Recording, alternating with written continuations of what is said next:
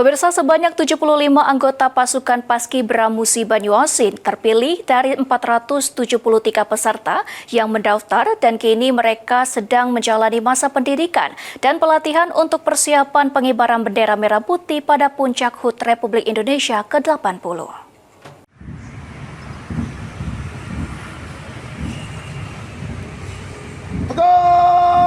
Dari total 473 berkas pendaftar, hanya 75 putra dan putri terbaik yang terpilih menjadi anggota Paskibra Musi Banyuasin tahun 2025.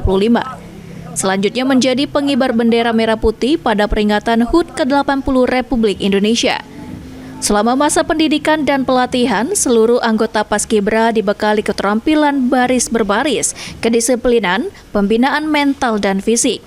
Pembina Paskibra Musi Banyuasin Ayub Abdillah mengatakan, anggota Paskibra tidak hanya siap secara fisik, tapi juga memiliki jiwa patriotisme yang tinggi. 75 anggota Paskibra menjalani pelatihan intensif hingga menjelang peringatan Hari Kemerdekaan. Diharapkan pengibaran bendera merah putih pada 17 Agustus nanti berlangsung hikmat dan penuh makna. Si adik-adik ini dari administrasi berkas sampai ke tahap akhir itu di kepribadian.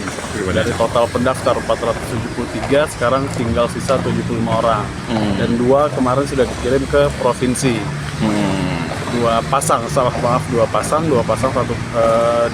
satu dari Lilin, 1 dari Lalan, 2 dari Sekayu.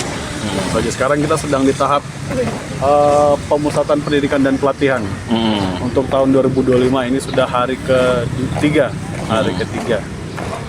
Selama masa diklat pelatihan ini apa saja yang dilakukan oleh para paskib?